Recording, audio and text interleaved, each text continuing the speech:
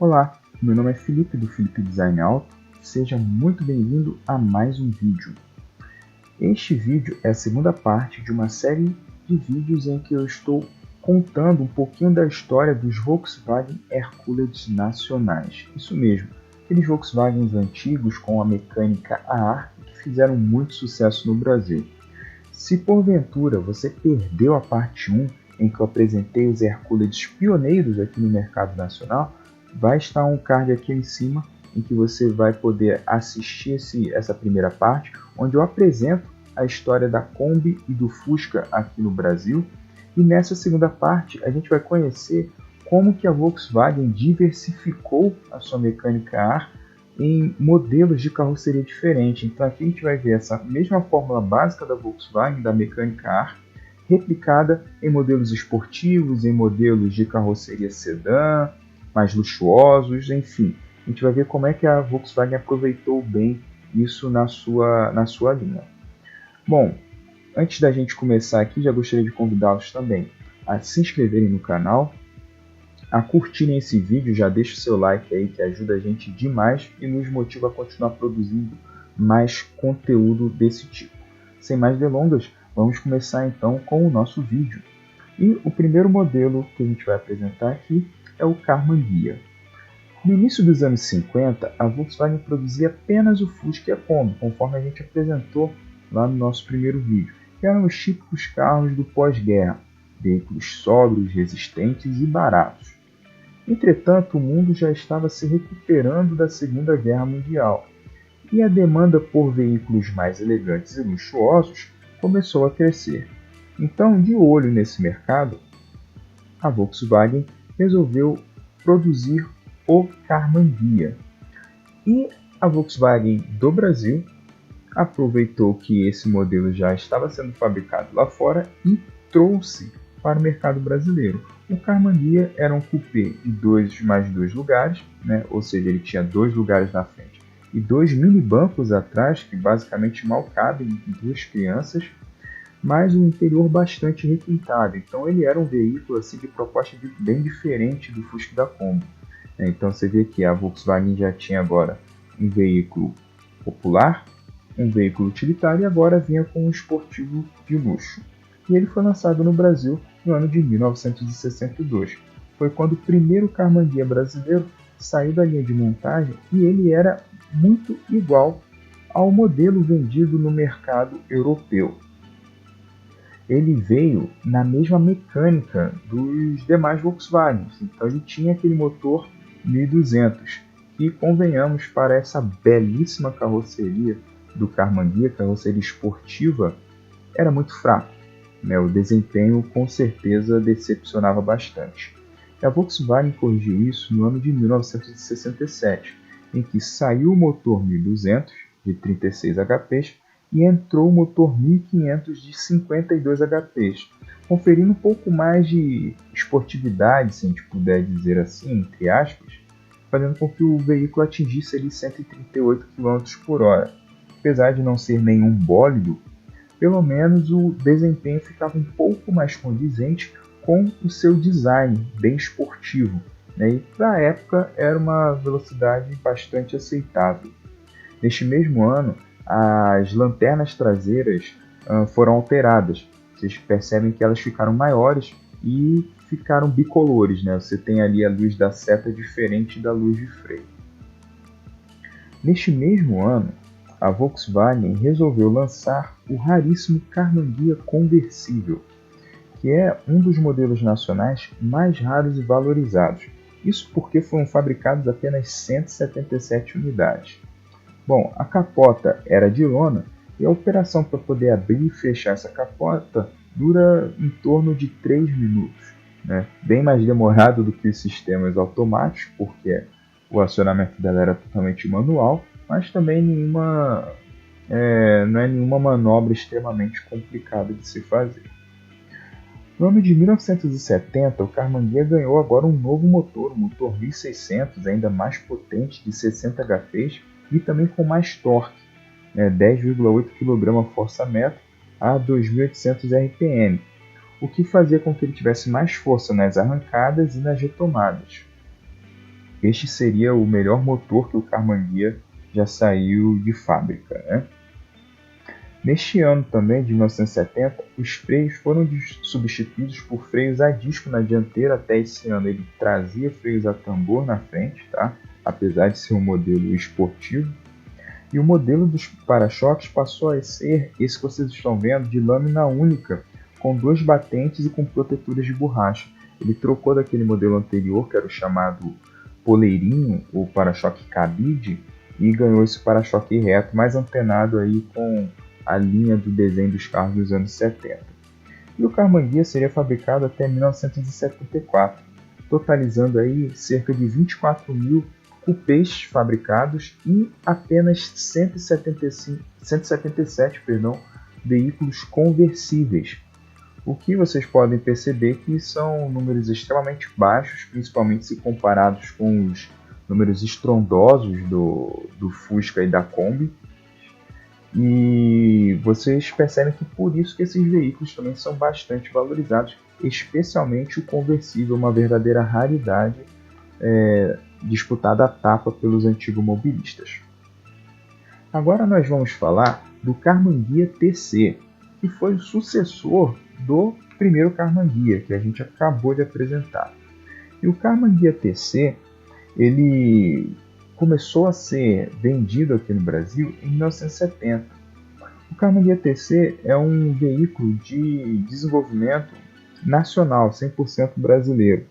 A Volkswagen Brasil queria preparar ali um modelo para poder suceder o primeiro Karmann Ghia que nós já apresentamos, que nos anos 70 ele já, apesar de ter um design assim belíssimo, mas para os anos 70 o design do Karmann Ghia já estava cansado. Ele foi um projeto que surgiu nos anos 50, então já era um carro ali que já estava beirando seus 20 anos com o mesmo desenho, então precisava de uma atualizada ou de um sucessor. E o sucessor seria o Karmann Ghia TC. O TC foi apresentado como destaque. Aqui vocês estão vendo uma foto do Salão do Automóvel de 1970, onde a Volkswagen apresentou o Karmann Ghia TC.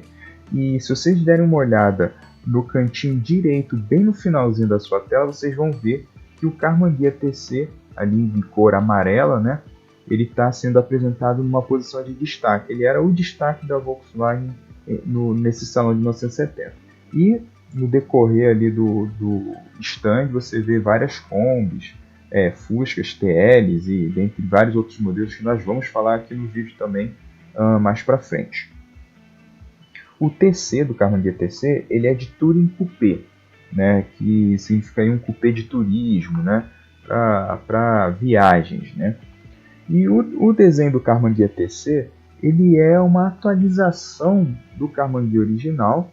Então você percebe que ele traz alguns elementos estéticos do primeiro Karmann Ghia, como os faróis circulares, a falsa grade de entrada de ar na dianteira, o desenho curvo dos paralamas, né, também são bastante semelhantes. Então você vê que ele realmente, esteticamente, ele tinha muito a ver com o primeiro Karmann Ghia.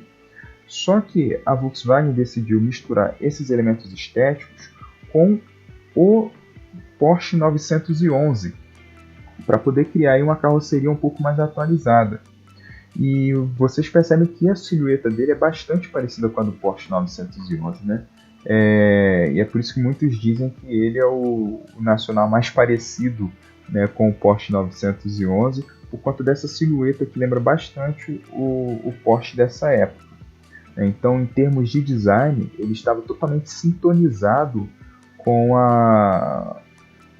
o que era de mais atual no mundo nos anos 70. Só que o grande problema do Karmann Ghia TC é que ele teve 3 grandes concorrentes que atrapalharam totalmente a sua jornada. O primeiro deles é o Puma GTE, que teve justamente nos anos em que o TC foi fabricado a sua época mais forte no mercado brasileiro. O Puma era um fora de série nacional que usava a mecânica Volkswagen, e apesar do Puma ser um pouco mais caro, ele era visto pelo público consumidor como um carro muito mais esportivo, porque ele era mais leve, ele tinha carroceria de fibra de vidro, então ele era mais leve, então ele tinha um desenho bastante agressivo também, que lembrava de algumas Ferraris, então as pessoas enxergavam no Puma um carro mais esportivo do que o Carmanguia GT. Mesmo sendo mais caro, então alguns optavam por comprá-lo. O segundo concorrente que dificultou a vida do Carmanguia TC aqui foi o pequeno Ford Corcel GT.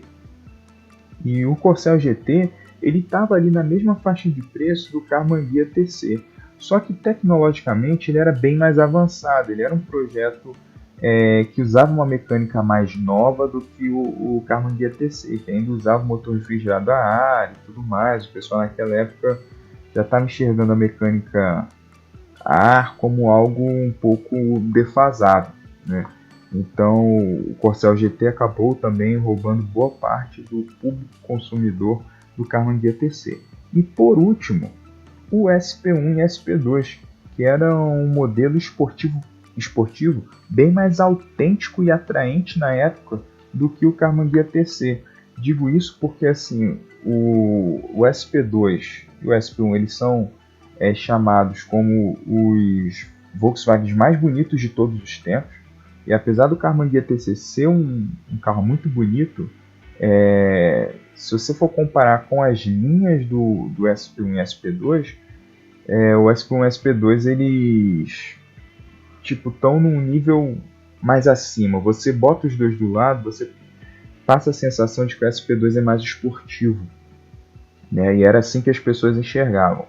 E vale lembrar que até essa época aí, até o ano 72, quando o SP2 chegou, né, a Volkswagen tinha em linha vários veículos esportivos disputando basicamente o mesmo mercado. Ela ainda produzia o primeiro Carmanguia, ela estava produzindo o Carmanguia TC, que foi lançado em 70, e o SP2. Então acabava que, apesar de eles estarem posicionados em faixas de preço um pouco diferentes, o Carmanguia original, por ser um produto um pouco mais antigo, estava mais abaixo, num degrau um pouco mais acima o TC e o mais caro de todos, o SP2, acabava que as pessoas, né, enxergavam eles como veículos similares e um meio que canibalizava a venda do outro. Então, assim, apesar de ser bastante louvável o fato da Volkswagen ter 3 modelos esportivos no seu portfólio de produtos nos anos 70, isso atrapalhou um pouquinho a vida de cada um desses modelos aqui no Brasil, tanto é que nenhum deles vendeu muito tempo, como a gente vai ver aqui, né? Foi no ano de 1975, então, que o Carmanguia TC, infelizmente, deixou de ser fabricado. Com vendas bastante baixas durante a sua vida, ele vendeu cerca de 18 mil unidades, e vocês percebem que é um número inferior até do que o do Carmanguia original, o primeiro Carmanguia. Então foi fabricado aí por apenas 6 aninhos o Carmanguia TC e saiu de linha. Agora nós vamos falar do Volkswagen 1600 Zé do Caixão. Esse modelo que muitas pessoas hoje podem acabar não conhecendo, eles conhecem mais os seus derivados que nós vamos apresentar mais à frente, mas o original, o primeiro que surgiu foi o Zé do Caixão, o 1600. E derivado do Type 3 alemão, o Brasil viu em dezembro de 68 a estreia do Volkswagen 1600. O 1600 foi desenvolvido em conjunto por engenheiros e técnicos brasileiros e alemães. Sendo um carro de 3 volumes e 4 portas, ele vinha com um motor a ar de 1.600 cilindradas instalado na traseira, com potência bruta de 60 cavalos. Então aqui vocês já perceberam que aquele motor 1600 que foi para o Carmanguia e para o Carmanguia TC surgiu originalmente no Volkswagen 1600, o vulgo Zé do Caixão. Ele acomodava 4 passageiros e os levava até cerca de 135 km por hora.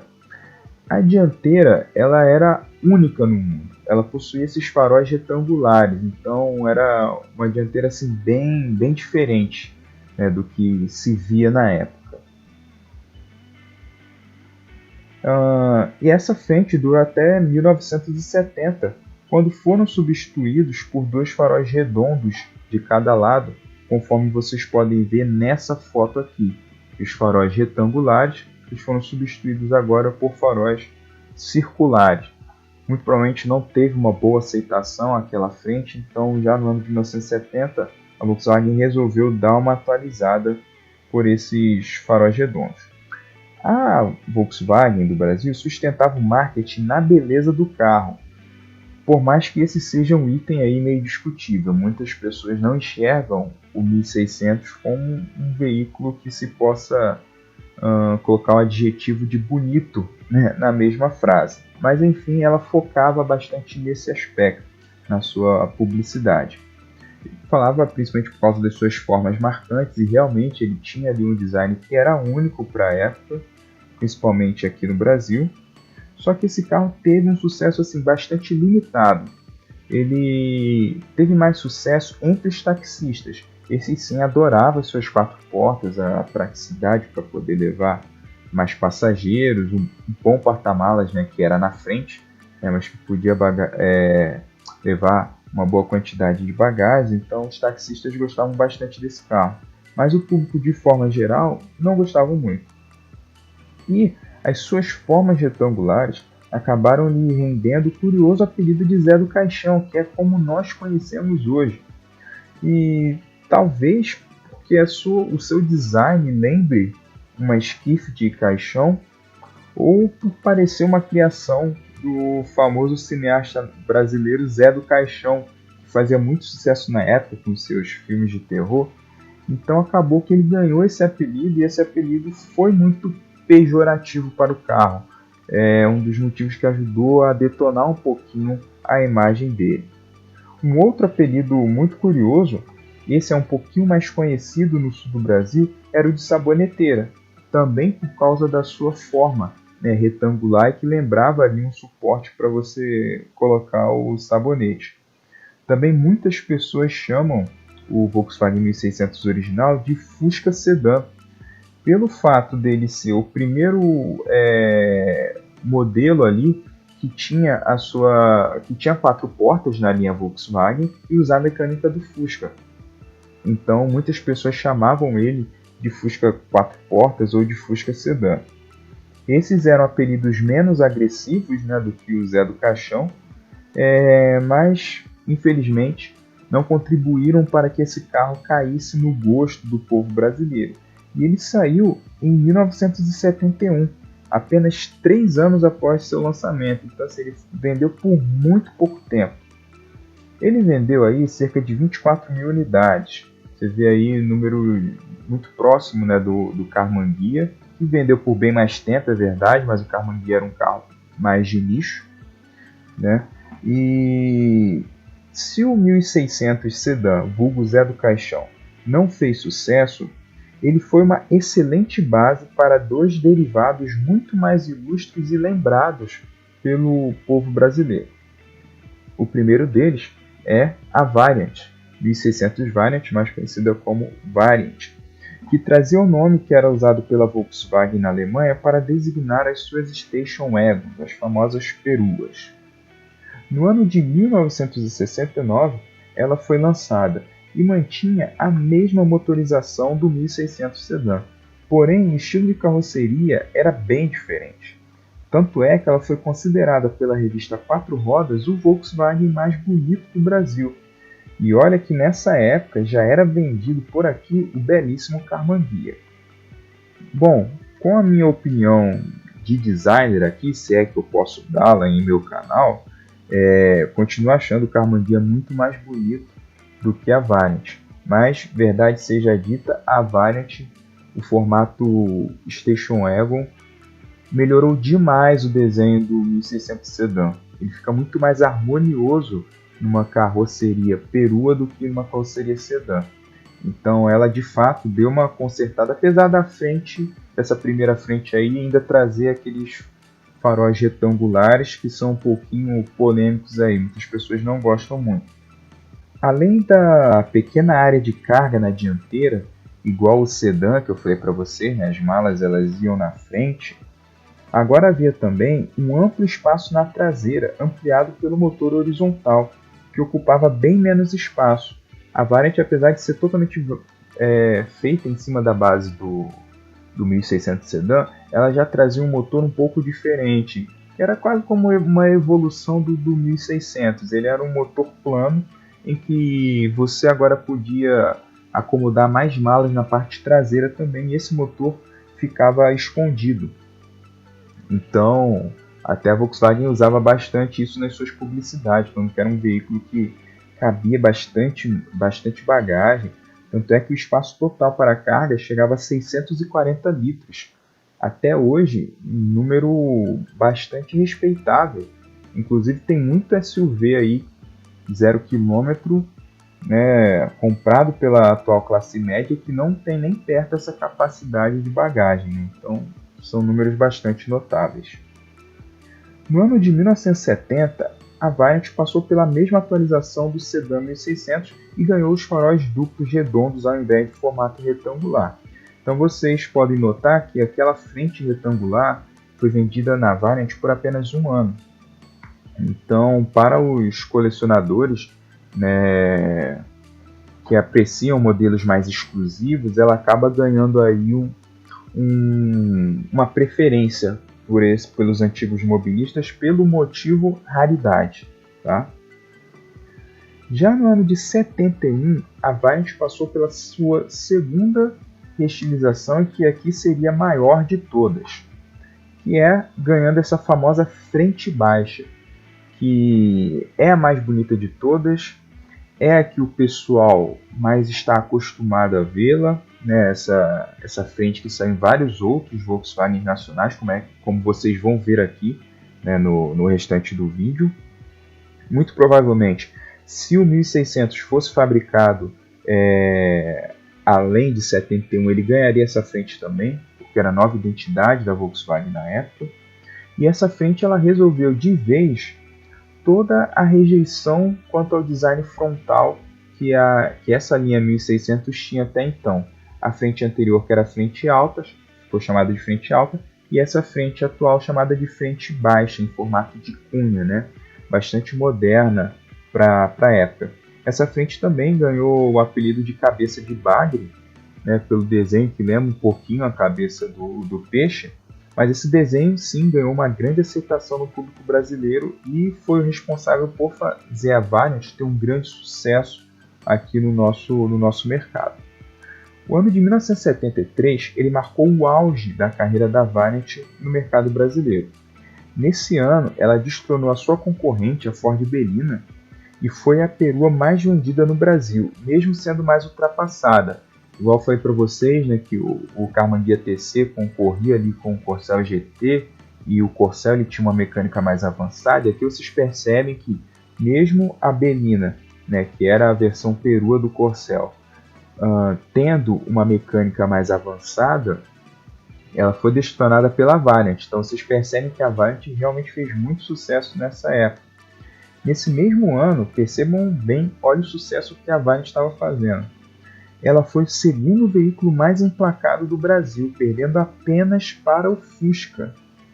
Olha só, foi o segundo lugar entre os modelos mais vendidos de 73, então foi um ano muito importante para a peruinha da Volks. Esse ano modelo ficou marcado também pela inauguração das lanternas tricolores maiores, mais sintonizadas com o visual da época. Então ela deixou de ter aquelas lanternas pequenininhas e agora ganhou lanternas maiores que sinalizavam muito melhor e também deixavam o design mais antenado. Ela foi fabricada até o ano de 1977 e foram vendidas incríveis 256 mil unidades. Você vê que é muito mais do que o Zé do Caixão, o sedã do qual ela foi derivada. São números aí mais de 10 vezes maiores, então vocês percebem que ela realmente fez muito sucesso. E foi nesse ano de 77 que a Variant foi substituída pela Variant 2, que foi a sua sucessora, a segunda geração da Variant. A Variant 2 foi lançada em setembro de 77 como modelo 78 e ficou marcada por ser o mais evoluído derivado do Fusca, principalmente no que se refere aos aspectos técnicos. O pessoal fala até hoje que dentre todos os modelos de mecânica ar, a Variant 2 foi a mais avançada tecnicamente. A começar pela suspensão dianteira, que utilizava o moderno sistema McPherson. Na traseira mantiveram-se as barras de torção, mas a geometria mudou totalmente, saindo do envelhecido semi-eixo oscilante para dar lugar ao mais eficiente braço semi-arrastado. Outra novidade era a nova distância entre eixos, que ela foi aumentada em incríveis 9,5 centímetros.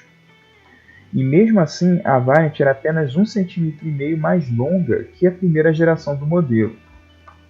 Porém, devido aos balanços mais curtos, quando a gente fala de balanço, a gente está falando da distância entre a roda e a frente e a roda traseira e o final do carro, isso que a gente chama de balanço, né? A palavra inglesa para isso é overhang, mas no Brasil a gente chama de balanço, né? Por conta desses balanços, que eram um pouco mais encurtados, ela parece um carro que cresceu muito maior, muito mais do que 1,5 cm no tamanho total. Né? Também ela tinha assim, linhas bastante retas e uma área envidraçada muito grande. Então realmente você olha uma Variant 2 ao lado de uma Variant 1 e você acha que ela assim, é incrivelmente maior do que a primeira, sendo que ela não é tão grande assim. Usava linhas bastante angulosas que eram claramente inspiradas na Brasília e no Passat. Né? A nova Variant passava a sensação de ser consideravelmente maior se comparada com o modelo que a precedeu. O acabamento interno era bastante caprichado, conforme vocês podem conferir nessa imagem à direita, muito mais requintado do que a linha mais básica da Volkswagen, e ela ficou popularmente conhecida como Variantão, recebendo até mesmo o apelido maldoso de Sapatão devido à semelhança com a Brasília, e ficou chamada também de Brasilhão. Então vocês podem ver que assim, ela realmente foi bastante inspirada na Brasília e, para ser bem sincero para vocês, era como se ela fosse a versão perua da Brasília. Então se a Variant 1 ela era a versão perua do 1600 do caixão, a Variant 2 ela era a versão perua da Brasília. E isso é fácil de vocês notarem, apesar de algumas diferenças, né? Mas assim, ela manteve muita coisa. Ela usa exatamente as mesmas portas laterais, os mesmos para-choques traseiro, dianteiro, os faróis, as lanternas, indicadores de seta, para-brisa dianteiro e vários outros pequenos detalhes internos que são exatamente os mesmos da Brasília. Você percebe que basicamente só muda que a frente é um pouquinho mais comprida da Variant 2 e a parte da porta para trás, né, que também é bem maior. Mas todos esses itens que eu descrevi eles eram aproveitados da Brasília. Né? Então por isso que a gente fala que a Variant 2 era na prática a versão Station Wagon da Brasília. No ano de 1980, infelizmente chegou ao fim a vida da Variant 2. Você vê que é outro modelo que só foi vendido por 3 anos. Infelizmente ela não repetiu o sucesso da Variant 1. E estimativas apontam que ao longo desse período somente cerca de 36 mil unidades dessa perua foram comercializadas no Brasil e trata-se, portanto, de um dos carros nacionais que foram menos vendidos e hoje até mais raros de se encontrar. Muitos apontam como um dos motivos para a falta de sucesso da Variant 2 se comparada à Variant 1 é o fato do momento em que ela foi lançada ela manter a mesma mecânica do AAR, né? Muitos enxergam que naquela época ela teria tido uma sorte melhor se ela já tivesse ali de repente a mecânica do Passat, que já era vendido na época, que era mais avançado, e a Volkswagen tentou insistir nessa questão da mecânica AR no momento em que as pessoas já enxergavam a mecânica AR como algo um pouco mais ultrapassado. Então infelizmente ela não acabou fazendo sucesso. Outro membro da família 1600 e que fez até certo sucesso também, se comparado ao Zé do Caixão, fez bem mais sucesso do que ele, é o TL, né? Este coupé de traseira fastback que tinha aí um visual bastante interessante na época em que foi lançado. E ele foi lançado em agosto de 1970, já ali na iminente saída do Zé do Caixão. Originalmente ele viria para conviver com o Zé do Caixão, mas acabou que ele meio que o substituiu pelo momento em que ele entrou e o momento em que o Zé do Caixão deixou de ser fabricado. O TL ele era 2 volumes, um veículo coupé de traseira fastback, que a gente chama, que é essa traseira em que ela tem uma queda rápida do teto até o final do carro, e ele tinha o mesmo motor horizontal da Variant. Inicialmente, ele veio com a carroceria 2 portas e o motor 1600 já tradicional da Variant com 65 cavalos brutos. Ele se destacava pelo interior luxuoso e os seus faróis eram os duplos. O TL, pelo ano em que ele foi lançado, ele não chegou a ter a frente com os faróis retangulares que a Variant e o Zé do Caixão tiveram. Então ele foi já lançado nessa frente com os faróis redondos, mas ainda na frente alta, como é chamada, né? Os freios eram a disco na dianteira e o TL, ele, assim como a Variant, ele tinha também 2 porta-malas. Ele tinha um na frente e outro na traseira por conta do motor plano. O TL ele é a sigla para Touring Luxo. Então aqui a gente percebe a Volkswagen usando também, mais uma vez, a palavra Touring, né? Usou no Karmann Ghia TC e agora usando no TL, né? Apesar de que os dois foram lançados aí praticamente em conjunto, né? Foram lançados em 1970. Já o ano seguinte, o ano de 71, seria o que a gente chama de assim, um ano mais importante para a linha TL. Primeiro porque ele foi eleito pela revista Auto Sport o carro do ano de 1971, como vocês podem ver nessas fotos da revista de época. A gente vê que ele estampa a capa da revista de 1971, de março, e aqui a matéria, né, explicando por que o carro ele foi considerado o carro do ano, muito por conta do seu desenho, né, que era bastante esportivo, bastante bonito, e que remetia a muitos dos coupés que eram vendidos na Europa nessa época. O carro ganhou também a opção da carroceria 4 portas, e aí já era mirando nos taxistas que tinham ficado órfãos da ausência do Zé do Caixão, que estava saindo do mercado nessa época.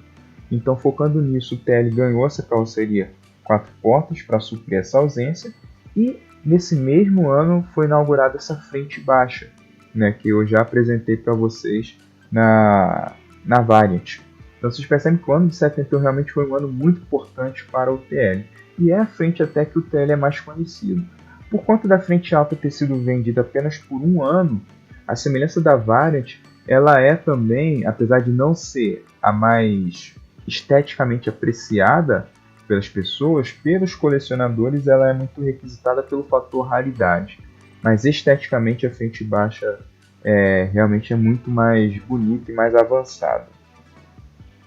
No ano de 72, o TL ganhou uma versão pseudo-esportiva chamada de personalizado. Isso que eu achei bem interessante o nome. Ele era vendido de fábrica como personalizado, TL personalizado. E bom, o que é esse TL personalizado? Ele vinha na cor verde hip, que é essa cor bem chamativa, típica dos anos 70, com faixas esportivas no capô, na lateral e na traseira, e alguns acessórios internos, como novo volante, calotas, dentre outras perfumarias. Aqui no canto esquerdo vocês podem ver um encarte da época, uma publicidade da época, né? Falando da esportividade do TL, apesar de que essas mudanças eram apenas estéticas, né? Mecanicamente ele ainda tinha o mesmo bom e velho motor 1600, mas ele era vendido como a versão esportiva do TL para a época. No ano de 73, o TL ganhou as lanternas maiores, que são exatamente as mesmas da Variant, tá? Igual eu já apresentei. E entradas de ar na coluna C. Se vocês prestarem bastante atenção nessa foto, elas estão ali localizadas entre o para-brisa traseiro e a janela de vigia, né? São 4 entradas de ar aí que ajudam na refrigeração do motor. No interior, o volante passou a ser o tipo chamado bumerangue, com uma peça central de plástico, um preto rígido, que era o botão de buzina. Alguns até chamam esse volante de canoa também por conta do desenho. Externamente, ele perdeu as calotas cromadas, passando a utilizar os copinhos na cor cinza, igual era na série especial do personalizado. Em dezembro de 75, o TL saiu de linha. Também foi vendido aí por apenas 6 anos, mas foram vendidas aí 90 mil unidades, até que ele teve uma boa representatividade, né? Dessa lista de carros que eu estou apresentando nesse vídeo aqui, ele foi o segundo mais vendido, perdendo apenas para a Variant 1. Agora nós vamos falar do SP1 e SP2, os Volkswagen mais esportivos que nós tivemos aqui no Brasil nos anos 70. E os mais esportivos também com o motor a ar, né? Bom, nos anos 70, só para a gente poder passar esse panorama para vocês, o mercado brasileiro estava fechado para importações. Então você não podia ter veículos importados, não podia ter BMW, Audi, Mercedes, nada disso. Se você quisesse, se alguma montadora dessas quisesse vender um carro aqui no Brasil, ela teria que fabricá-los aqui, não poderia importá-los. E os únicos carros esporte oficialmente feitos aqui eram, igual eu já apresentei para vocês, o Karmann Ghia, o seu sucessor, o Karmann Ghia TC, e o Puma, né, a Puma que vendia o GTE e vários outros modelos esportivos, e também a Miura, que era uma outra fabricante nacional de fora de séries. Então você não tinha muitos veículos esportivos aqui. A subsidiária da Volkswagen sempre gozou de certa independência em relação à matriz alemã, e por isso que nos anos 70 a gente teve tantos veículos exclusivos, como o Karmann Ghia TC e como esse SP1 e SP2, que foram desenvolvidos aqui no Brasil. E em 69 ainda deu-se a partida a esse projeto bastante interessante de um veículo esportivo de carroceria leve e que seria feito na plataforma da Variant. Aqui a gente tem um rendering na época. Vocês podem ver que se aproveitava ali a mesma base da Variant para poder fazer um veículo esportivo, né? Desenhos aqui dos designers da Volkswagen na época. Então, em junho de 72, foi mostrado oficialmente o SP1 e SP2. O SP, né, que é o nome que aparece no carro, há uma polêmica em que algumas pessoas dizem que ele significa Sport Prototype, né, ou protótipo esportivo, em português, e outros dizem que é uma homenagem à cidade de São Paulo. Né? Qual que é a verdade? Não sabemos. Né? Inclusive, se você tiver um palpite, deixa aqui para mim nos comentários. Qual que você acha que é? SP é de São Paulo ou de Sport Prototype? Deixa aqui nos comentários a sua opinião, que eu quero saber o que você pensa sobre isso. Mas acontece que eles foram lançados e traziam um design esportivo e ousado sem abrir mão da funcionalidade.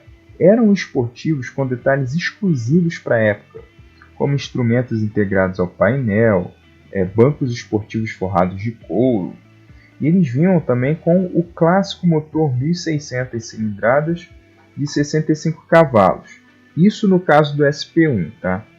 E essa que é basicamente a principal diferença. O SP1 e o SP2, esteticamente, eles são muito iguais. Eles têm pequenas diferenças. Por exemplo, aqui vocês estão vendo os dois, o SP1 verde e o SP2 o prateado.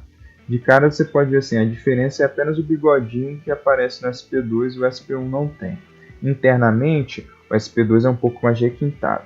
Mecanicamente, SP1 tem a mecânica 1600, aquele mesmo motor da Variant, e o SP2 já tinha ali um motor exclusivo, um motor de 1700 cilindradas, que desenvolvia 75 HP e alcançava, segundo a Volkswagen, 161 km por hora.